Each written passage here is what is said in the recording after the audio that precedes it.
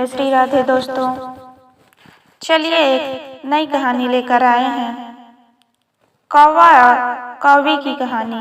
नगर में पास बरगद के पेड़ पर एक घोंसला था, जिसमें वर्षों से कौवा और कौवी का एक जोड़ा रहता था।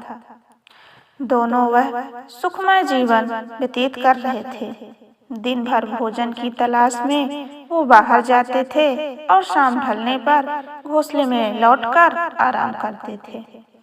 एक दिन एक काला सांप भटकते हुए उस बरगद के पेड़ के पास आ गया। पेड़ के तने में एक बड़ा खोल देख वह वहीं निवास करने लगा। कौवा कौवी इस बात को नहीं जानते थे, इस बात से अनजान थे। उनकी दिनचर्या यूं ही चलती रही। मौसम आने पर कौवी ने अंडे दिए। कौवा और कौवी दोनों बड़े प्रसन्न थे और उन्हें अपने नन्हे बच्चों को अंडों से निकालने की प्रतीक्षा कर रहे थे।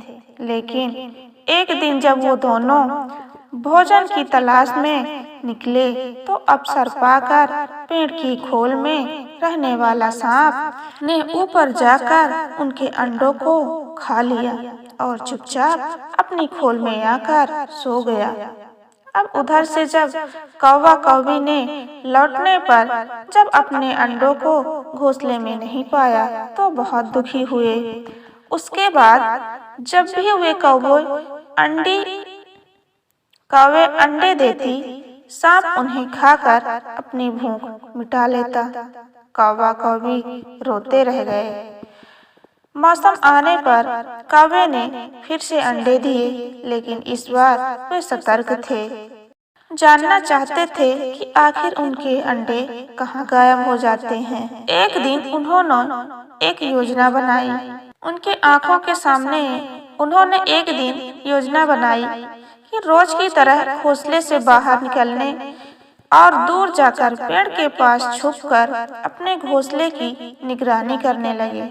कौवा कौवी को बाहर गया देखकर काला सांप पेड़ की खोल में आकर निकला और घोंसले में जाकर अंडों को खा लिया।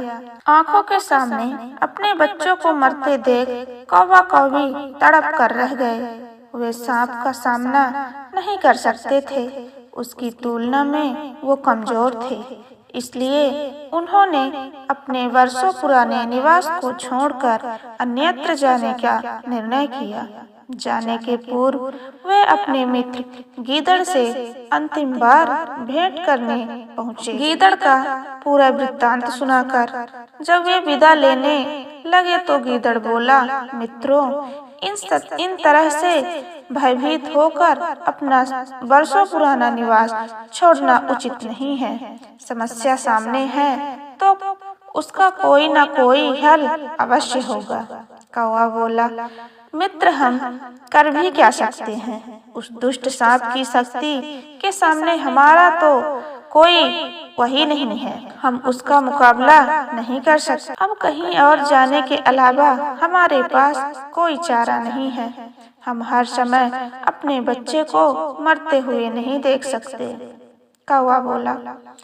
गीदड़ कुछ सोचते हुए बोला, मित्रों, जहाँ शक्ति काम न आए वहाँ बुद्धि का प्रयोग करना चाहिए। यह कहकर उसने सांप से छुटकारा पाने की एक योजना बनाई। अगले दिन योजना अनुसार कौवा कौवी नगर ने सरोवर में पहुँचे, जहाँ राज्य की राजकुमारी अपने सखियों के साथ रोज स्नान करती थी। उस दिन भी राजकुमारी अपने वस्त्र और आभूषण किनारे रख सरोवर में स्नान कर रही थी। पास ही सैनिक निगरानी कर रहे थे। अवसर पाकर कौवे ने राजकुमारी का हीरों का हार अपनी चोंच में दबाया और कांव कांव करता हुआ राजकुमारी और सैनिकों को दिखाते हुए उड़ाकर ले गया।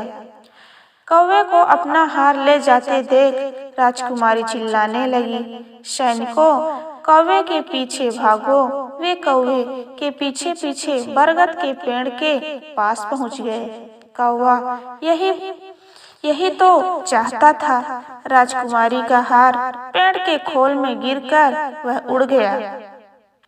सैनिक ने यह देखा तो हार निकालने का पेड़ के खोल के पास पहुंचा। हार निकालने उन्होंने खोल में एक डंडा डाला। उस समय सांप खोल में ही आराम कर रहा था। डंडे का स्पर्श पर वह फन फैलाया बाहर निकला।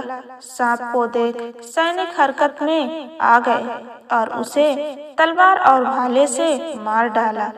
सांप के मरने के बाद कौवा कौवी खुशी खुशी अपने घोंसले में रहने लगे। अब उस बार जब कौवी ने अंडा दिया तो वह सुरक्षित ही रहे। अतः इससे यही सीख मिलती है कि जहाँ शारीरिक बल काम न करे वहाँ बुद्धि का काम कर लेना चाहिए। बुद्धि से बड़ा काम किया जा सकता है और किसी भी संकट का हल निकला जा सकता है। चाहे कितना भी संकट हो, अपना धैर्य नहीं खोना चाहिए। अगर हमारी कहानी अच्छी लगे तो लाइक करें, सब्सक्राइब करें और शेयर करें।